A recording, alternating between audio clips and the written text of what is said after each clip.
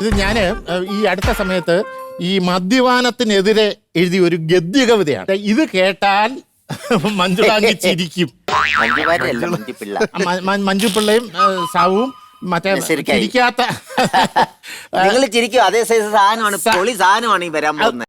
ഇനി ഞാൻ ബാറടക്കട്ടെ. കവിതയുടെ ഗദ്യകവിതയാണ്. ഇനി ഞാൻ ബാറടക്കട്ടെ. വിരാട സന്ധ്യകൾ വില്ലേജ് ഓഫീസിൽ വാളുവെച്ചു. വിരാട സന്ധ്യകൾ വില്ലേജ് ഓഫീസിൽ വാളുവെച്ചു. സർക്കാർ ഓഫീസാ. വിസ്ഫോടന സ്ഫുലിംഗങ്ങൾ വെള്ളം ചേർക്കാതെ വിസ്കി അടിച്ചു. വെള്ളിക്കോലുകൾ വെഞ്ചാമരം തീർത്ത വേമ്പീകൃതരാവുകളിൽ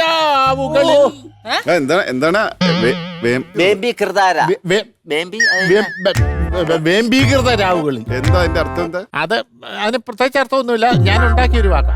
നിങ്ങൾ ഉണ്ടാക്കിയ വാക്ക്? ഞാൻ ഉണ്ടാക്കിയൊരു വാക്കാ, ഒരു കട്ടിക്ക് വേണ്ടി. അതെ അതെ. ഈ ഇതുവരെയുള്ള എഴുതിയിട്ടുള്ളതിനകത്ത് വന്നിട്ടുള്ള വാക്കുകൾക്കൊന്നും ഒരു ബലം പോരാ എന്ന് കണ്ടിട്ട് ഞാൻ അതൊന്ന് ബൂസ്റ്റ്.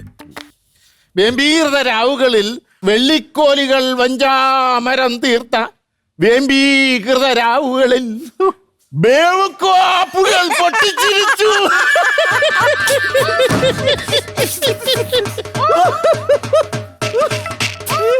അരണ്ട വെളിച്ചത്തിൽ അവൻ പറഞ്ഞു, രാജേട്ടാ വീട്ടിൽ പോ, ഇനി ഞാൻ ബാറടക്കട്ടെ. രാജേട്ടാ വീട്ടിൽ പോ, ഇനി ഞാൻ സത്യം പറഞ്ഞാലേ ഇതിന്റെ അർത്ഥം നിങ്ങൾക്ക് മനസ്സിലായോ? ഒരു സെക്യൂരിറ്റി ജീവനക്കാരൻ, അതായത് ബാറിന്റെ സെക്യൂരിറ്റി ജീവനക്കാരൻ ലാസ്റ്റ് കടയടച്ചിട്ട് വീട്ടിൽ പോകുന്ന സിറ്റുവേഷൻ ആണ് പുള്ളി കവിയായിട്ട്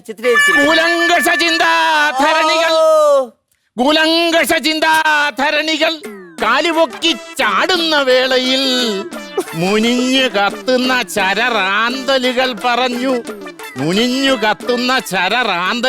പറഞ്ഞു എനിക്ക് വെള്ളം ഒഴിക്കണ്ട. ചിരിക്കുന്നുണ്ടോ? കവിയുടെ ഉൾക്കാഴ്ച അതാണ് നമ്മൾ ശ്രദ്ധിക്കണ്ടേ. ഇനി വെള്ളം ഒഴിക്കണ്ട. അപ്പോഴും അവൻ പറഞ്ഞുകൊണ്ടേയിരുന്നു, രാജേട്ട വീട്ടിൽ പോ, ഇനി ഞാൻ ബാറടക്കട്ടെ. എന്റെ പൊന്നു സുഹൃത്തെ, കൊള്ളിയല്ല, നിർത്ത്. വേറെ അല്ലല്ല, അതിന്റെ അകത്ത് എന്ത് ആശയമുള്ളത്? എന്താ രാജേട്ടാ വീട്ടിൽ പോ. രാജേട്ടൻ വീട്ടിൽ പോകുന്നതിന്റെ അകത്ത് എന്താ കോമഡി ഉള്ളത്?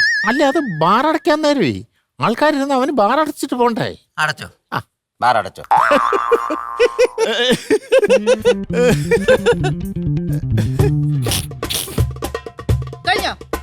അല്ല, നിങ്ങൾ നെക്കില്ല. ചിരിച്ചില്ല. എന്താ ഇത് കാണിക്കുന്നത്? കൊള്ളത്തില്ലായിരുന്നു.